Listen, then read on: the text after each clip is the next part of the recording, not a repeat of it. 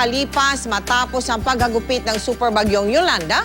Pero hanggang ngayon, marami pa rin paaralan ang hindi na ipapaayos sa Leyte.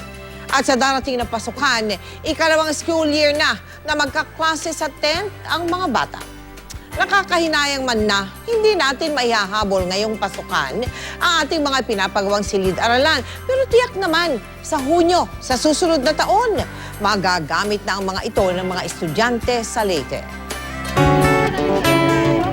Sa gilid ng ilog dito sa bayan ng Cananga sa Leyte, agaw pansin ang ilang kababaihan na tila balde sa pagkuha ng tubig.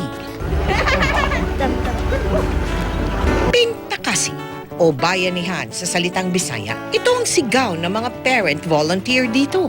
Kapit-bisig na nagtutulungan ng lahat. Kailangan magtulong-tulong tang mga nanay para sa mga pag-aralan, para matapos ang pag-aaral ng mga bata. Matibay na nga, hindi tayo malagay sa init. Nitong Marso, naging saksi tayo sa hirap na pinagdaraanan ng mga mag-aaral. Walang pisara at ubod ng init sa loob ng mga tent.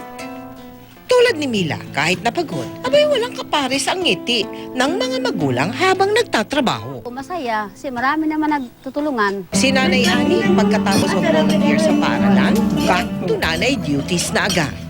Nagpasalamat po ako sa GMA Kapuso na kasi makatayuan kami na magandang eskwelahan para sa mga anak namin, parang hindi na sila masikip mag-aaral doon. Ang 10 classrooms na ito, dambana ng pagmamalasakit ng ating mga donors at pagkakaisa ng ating mga beneficiary.